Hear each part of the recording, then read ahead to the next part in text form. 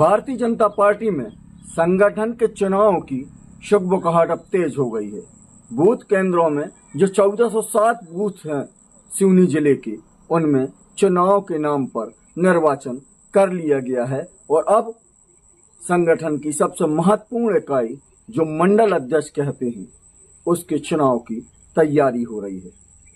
10 से 15 दिसंबर के बीच इन चुनाव को संपन्न कराने के लिए भोपाल में जो बैठक हुई थी उस पर पूरा खाका तैयार कर लिया गया है और संभवतः कल जबलपुर में संभाग स्तरीय बैठक होने के बाद मंडल अध्यक्षों के चुनाव की तैयारी कर ली जाएगी। सीधी के सांसद राजेश मिश्र को सिवनी जिले में चुनाव अधिकारी बनाया गया है, जबकि बैतूल के अलकेश आर्या जो हैं उनको पर्यवेक्षक के रूप में नियुक्त किया गया है। इसी के साथ सिवनी जिले के जो 25 बूथों में, जो 25 मंडलों में चुनाव होना है, उसके भी पर्यवेक्षकों के नाम तय कर दिए गए हैं। मैं आपको बताऊं कि पूरे 25 मंडलों में जो चुनाव होना है उसमें उत्तर मंडल से जयदीप सिंह चौहान, जबकि दक्षिण मंडल से वैभव पवार, कर कोटी सुभाष यादव, लखनवाड़ा से नरेश वरकड़े,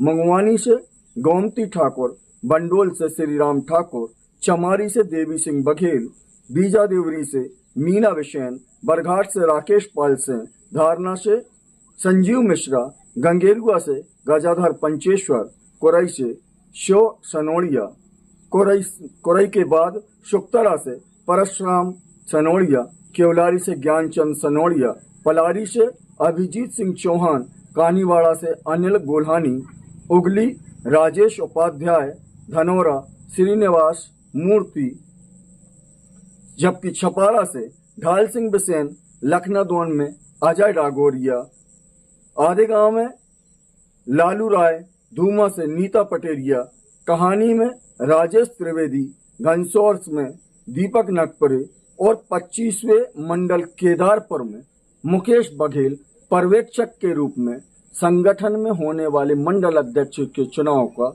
संचालन करेंगे। उसकी देखरेख में ये चुनाव होंगे।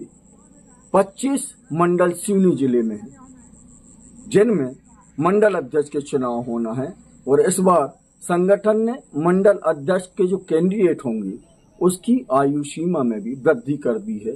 पहले 35 वर्ष इस पद के लिए आयु निर्धारित की गई थी, अब 35 से 45 वर्ष कर दी गई है।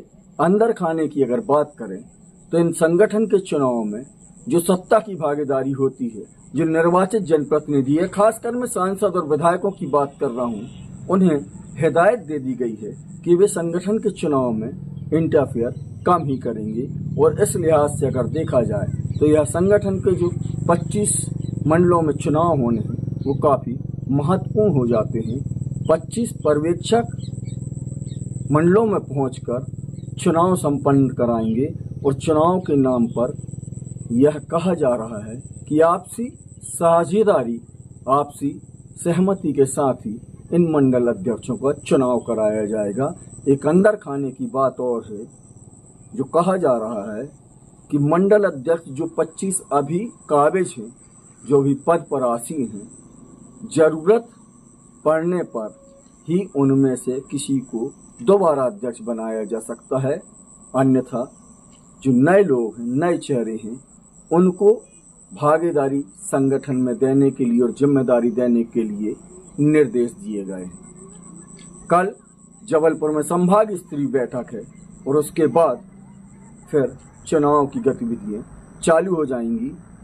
15 दिसंबर तक इन चुनाव को संपादित करना है। इसके बाद जिला अध्यक्ष और प्रदेश अध्यक्ष के चुनाव होंगे। चुनाव की लगातार गतिविधियां संगठन के अंदर बहुत जोरों शोरों से चल रही है।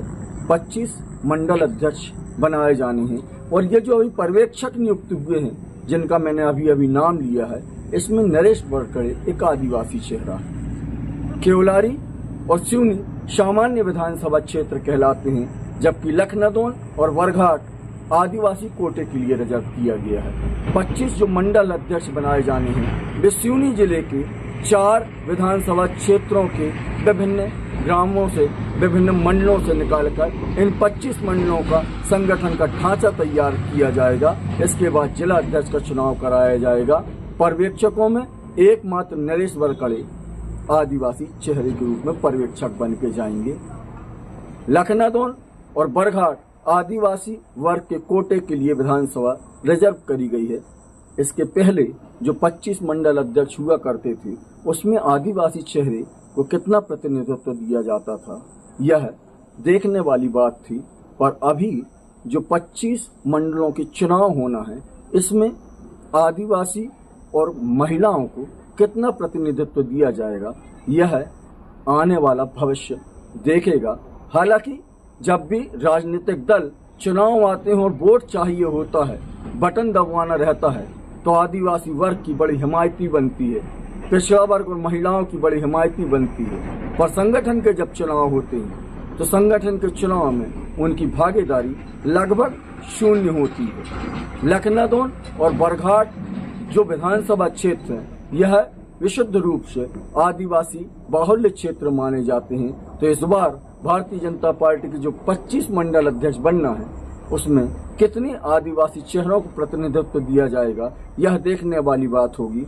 क्योंकि राजनीतिक दल ये नारा दिया करते हैं जब चुनाव आते हैं कि जिसकी जितनी हिस्सेदारी उसकी उतनी भागीदारी।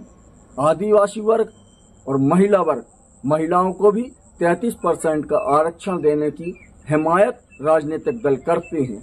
आदिवासियों को भी आगे लाने की कोशिश का दावा किया जाता है। पर जब संगठन के चुनाव आते हैं तो संगठन के चुनाव में ये जो दावे हैं, ये जो दम में है, वह कितना काम आता है, यह देखने लायक होगा।